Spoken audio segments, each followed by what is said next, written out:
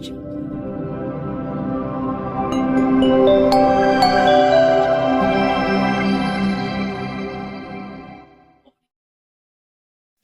bisa berjumpa dengan tema yang sangat bagus, seperti yang tadi Pak Ari juga sampaikan. Tema kita tentang bagaimana mengubah ketakutan Benar-benar. jadi ketangguhan spiritual. Dan mungkin kalau yang tadi Pak Putu sampaikan bahwa di media-media YouTube banyak yang tema semacam ini, karena memang ini sangat menarik. Dan banyak orang cenderungnya kalau sudah takut itu kemudian berhenti, lari. Padahal kalau di dalam Dhamma kita tuh kalau takut justru kita harus mengatasi ketakutan kita. Bukan kemudian kita lari sembunyi atau mungkin kita tidak berani menghadapi ketakutan kita sendiri. Kita kan harus mencari penyebab takut. Kalau di dalam Dhamma kan begitu. Dhamma kan menyebutkan bahwa diri sendiri adalah pelindung bagi diri sendiri.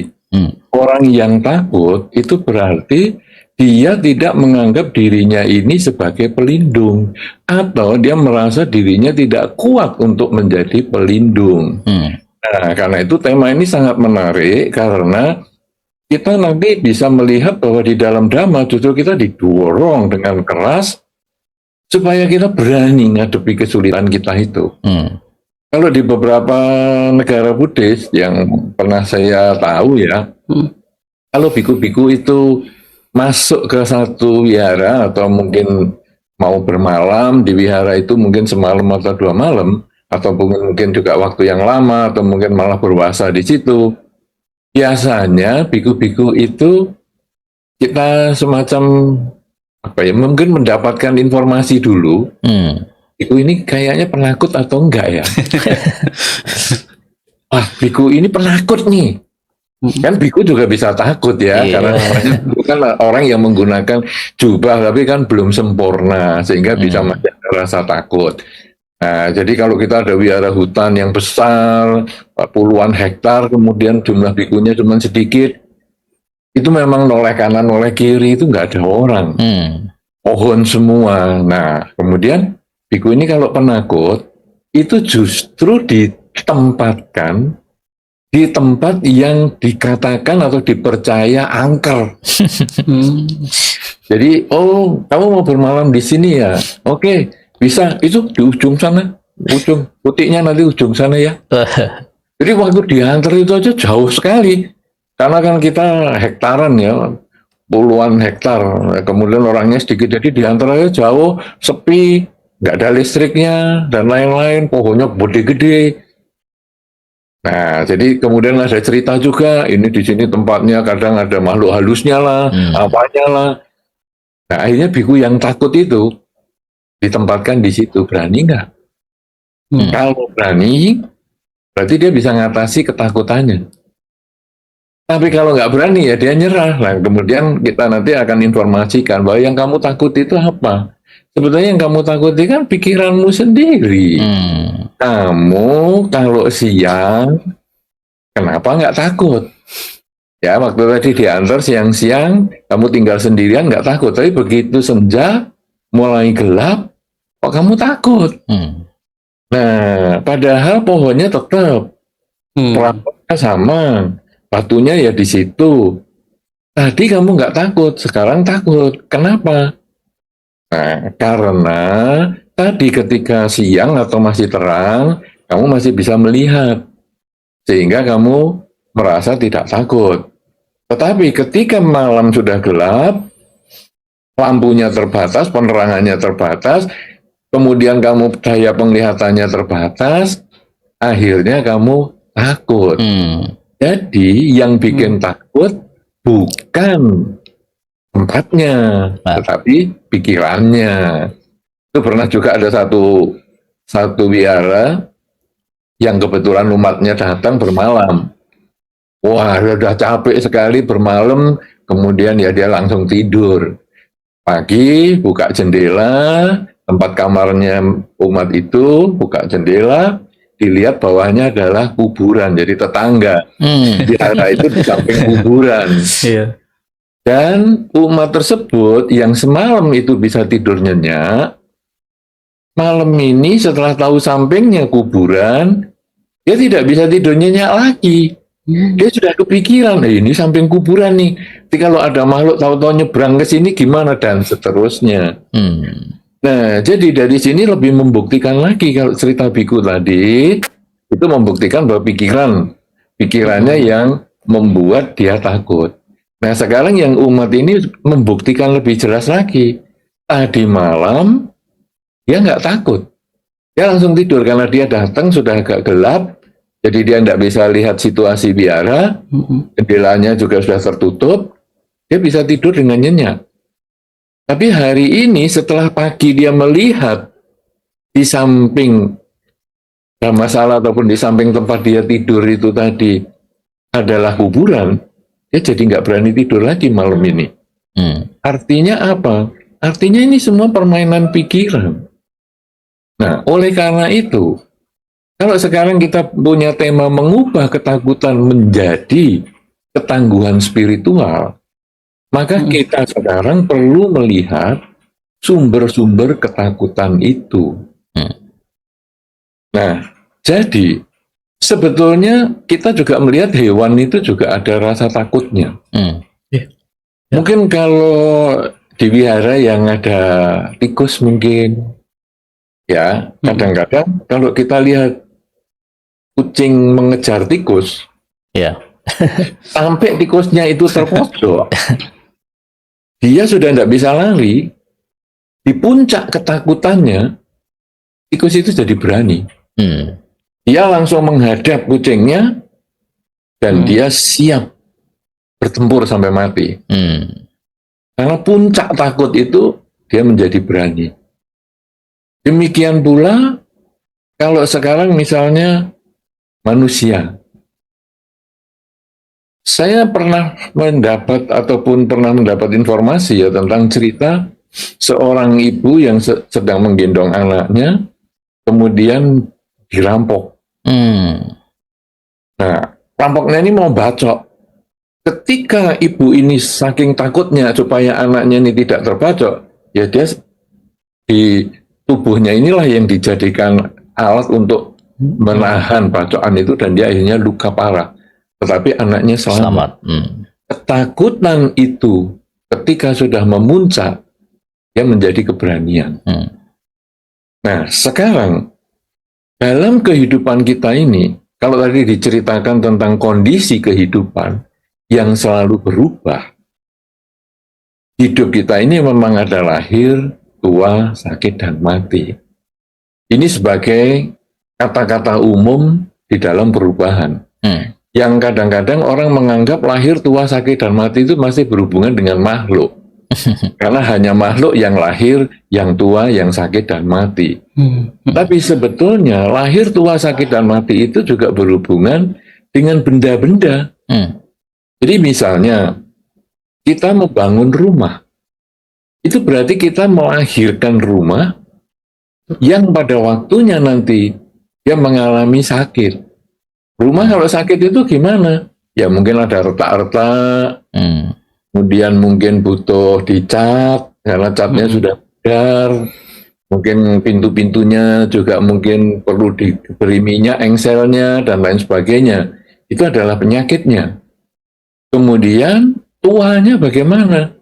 Ya mungkin sampai ganti atap ya, karena keropos sudah di bagian atapnya ini, misalnya penyangga atapnya sudah keropos karena bukan dari baja misalnya, dari kayu, ataupun dari bambu kadang-kadang, ya kita harus ganti, kita turunkan gentengnya, kemudian kita perbaiki. Jadi ternyata rumah itu pun mengalami kelahiran ketika dibangun, kemudian sakit, ketika butuh diperbaiki, dicat dan sebagainya, kemudian mengalami ketuaan, ganti kap, mungkin pintu juga diganti, slotnya juga mungkin sudah diganti karena sudah tidak bisa diputar lagi, misalnya slot kunci, dan akhirnya mengalami kematian, yaitu rumah itu rubuh, hancur, sehingga harus dibangun ulang dan seterusnya. Jadi tua, sakit, dan mati itu ternyata juga berhubungan dengan benda-benda. Artinya sekarang seluruh dunia dengan isinya, baik manusia maupun bukan, hewan ataupun benda-benda, semuanya mengalami tua, sakit, dan mati. Bahkan nanti bumi kita pun akan mengalami tua, sakit, dan mati. Matinya bumi adalah kiamat, yang tentu akan terlahir kembali, terbentuk kembali, menjadi bentukan bumi yang baru lagi. Demikian seterusnya. Jadi sekarang, perubahan ini pasti terjadi.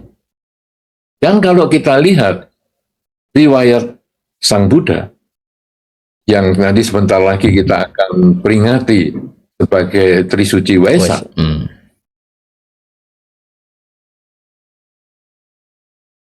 Bentar, ini punyanya siapa yang bunyi? Oh.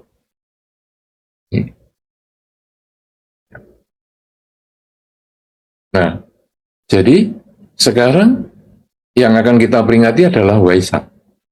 Waisak, tentu kita sudah sering mengulang riwayat Pangeran Siddhartha sampai mencapai kesucian dan mengajarkan Dhamma sampai beliau wafat.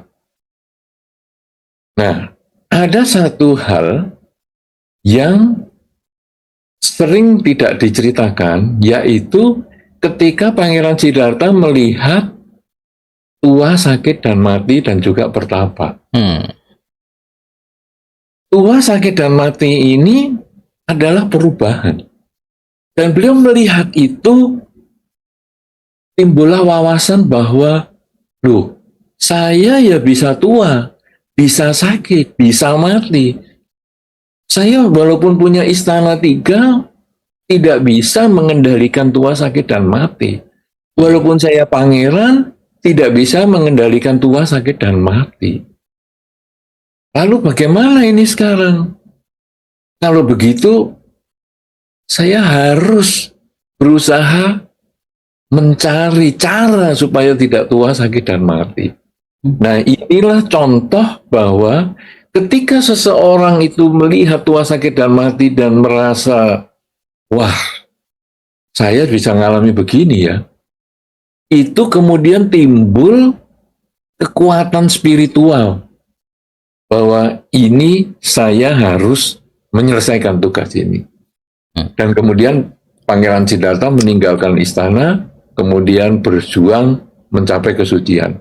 Disebut mencapai kesucian adalah karena beliau bisa tahu penyebab tua, sakit, dan mati, yaitu kelahiran kembali. Kenapa bisa ada kelahiran kembali ketika keinginan tidak terkendali?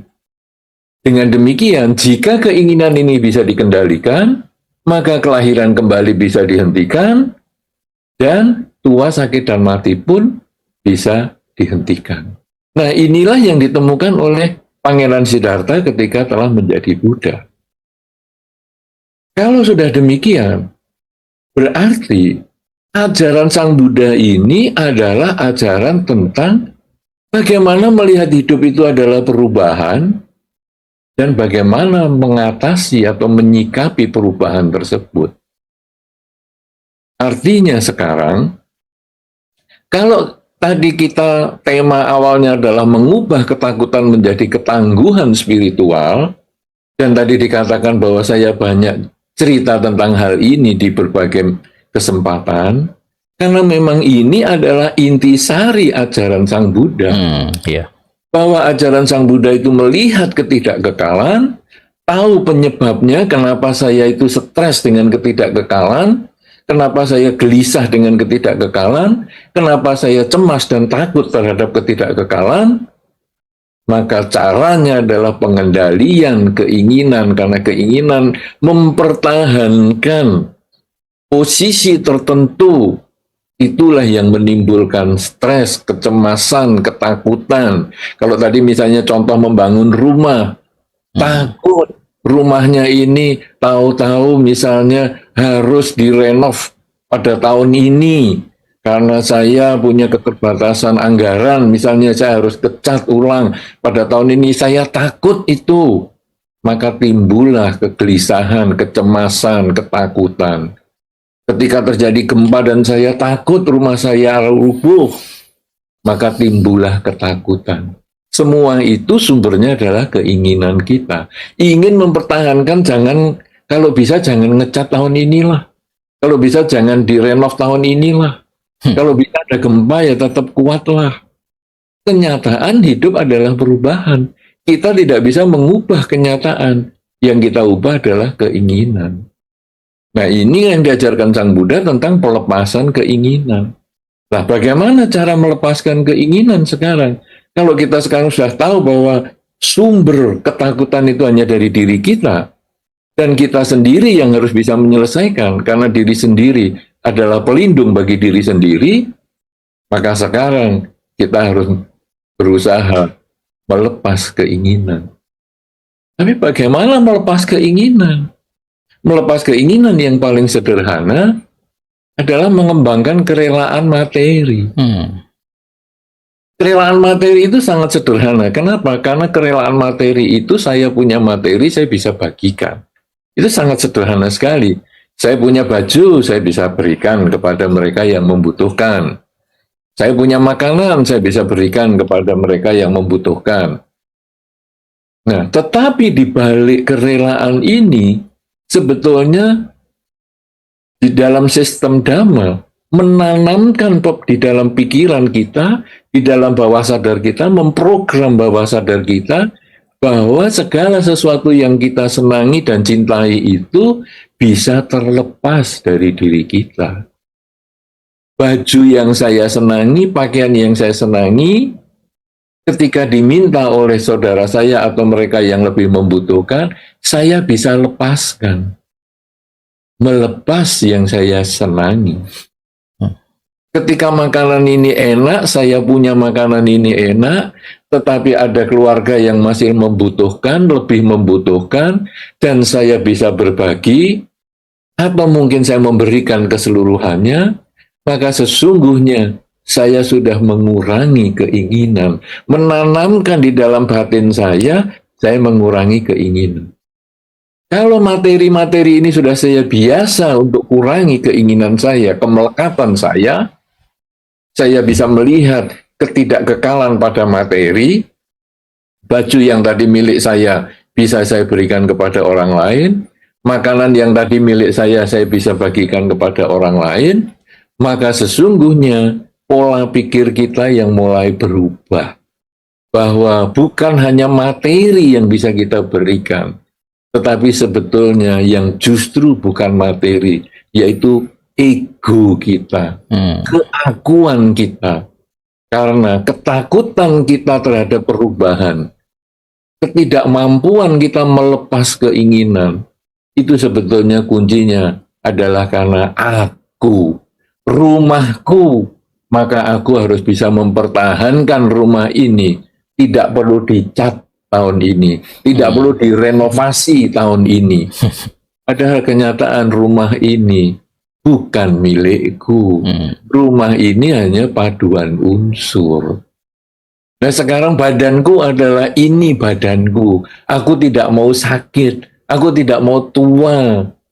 Karena itu aku harus selalu olahraga, minum vitamin, tidak pernah sakit. Bagus. Olahraga, minum vitamin, kontrol dokter, ya kontrol kesehatan, sesering mungkin misalnya, secara rutin misalnya, itu bagus. Tetapi bukan berarti kita kemudian tidak pernah sakit. Kita hanya berkurang sakitnya, frekuensinya berkurang karena sudah ketahuan lebih dulu ketika sakitnya baru sedikit. Sehingga, oh ini kamu mungkin kelebihan kolesterol, kalau begitu sekarang kurangi ya makanan yang kolesterol tinggi begini ini. Nih. Nah, akhirnya kita menjadi jarang sakit. Tapi bukan berarti tidak pernah sakit. Satu ketika walaupun kita sudah jaga, tetap sakit. Nah, kenyataan kita bisa berubah. Karena memang tubuh ini juga bukan milik. Kalau begitu yang saya ubah adalah cara berpikir. Kalau tadi materi sudah bisa lepaskan, baju saya bisa lepaskan, kemudian makanan bisa saya lepaskan, berarti sekarang badan ini pun yang bukan milik. Ya sudah, memang ini harus berproses, bahwa saya bisa sakit. Kemudian saya berusaha untuk bertahan tidak tua dengan obat-obatan, dengan operasi di sana, operasi di sini. Tapi satu ketika juga akan tua. Nah, kalau sudah demikian, kita hanya mengubah keinginan untuk menerima kenyataan bahwa baju saja bisa saya berikan, Pak. Kemudian makanan bisa saya berikan, apalagi tubuh ini. Satu ketika pasti akan berpisah dengan diriku, karena ini bukan milikku.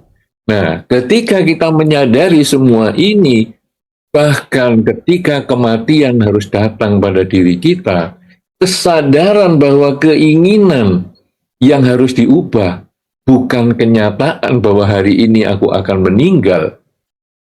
Inilah yang bisa membuat terjadinya pelepasan total.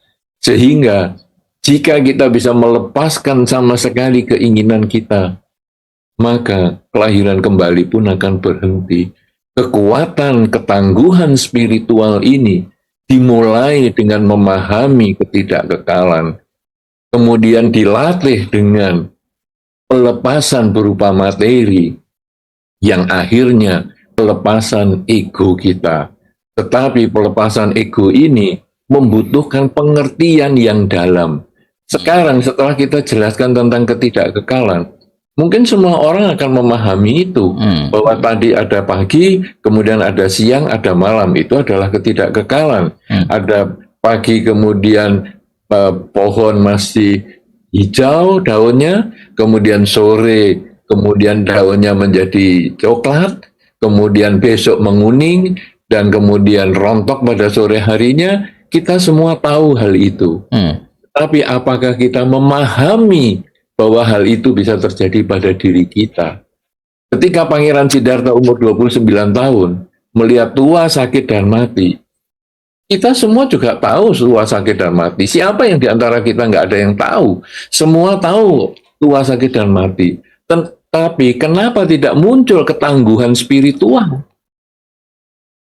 Kenapa Pangeran Siddhartha yang jenius juga umur 29 tahun baru muncul ketangguhan spiritualnya? Loh, ternyata manusia bisa tua, sakit, dan mati.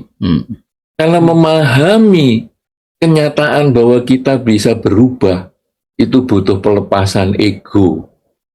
Karena itu, kalaupun kita sudah ketemu tua, sakit, dan mati, setiap hari kita pergi ke rumah sakit, membacakan parita, dan sebagainya. Tetapi ketika kita masih belum tahu bahwa tua, sakit, dan mati itu ada di dalam diri kita, bahkan barang-barang milik kita pun bisa tua, sakit, dan mati, dan kita tidak nyesel ketika HP kita menjadi rusak, ketika laptop kita menjadi hilang, dan lain sebagainya, karena kita tahu itu tua, sakit, dan mati, maka kita belum memahami yang sesungguhnya. Kita hanya tahu tua, sakit, dan mati, tapi kita tidak memahami tua, sakit, dan mati.